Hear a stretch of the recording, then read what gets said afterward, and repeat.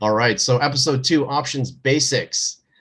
So just going to go through some quick definitions here. What is an option? It's a contract between a buyer. So if you're long, you're the buyer, or if you're the buyer, then you're considered long, or the seller being short, that gives the rights but not the obligations to the buyer to buy or sell a specified amount of the underlying asset at a specific price before a specific time. So these are for North American options. There's also something called European options, where if you're in Europe, then it would apply to you.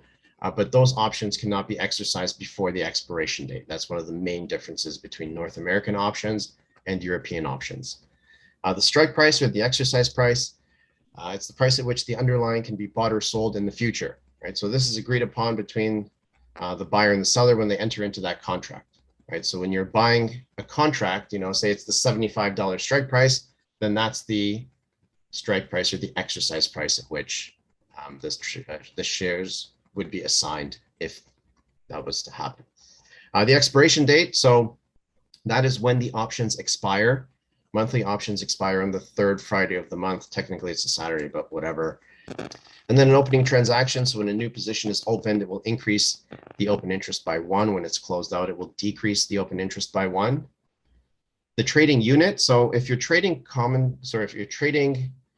stock options, it would be 100 shares, but it's basically the size or the amount of the underlying that the contract represents. If it's futures, it could be ounces of gold or silver, barrels, bushels, dollar amounts, etc. The premium is quoted per unit. Okay, so that's very important to know.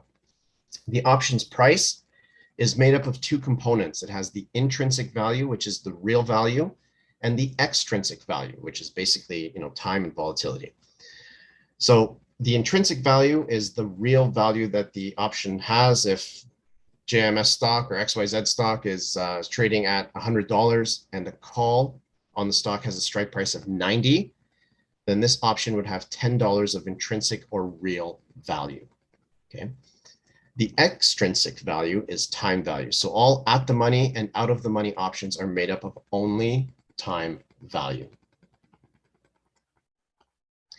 Calls will give you the right to buy the underlying if you're long. Puts will give you the right to sell the underlying if you're long.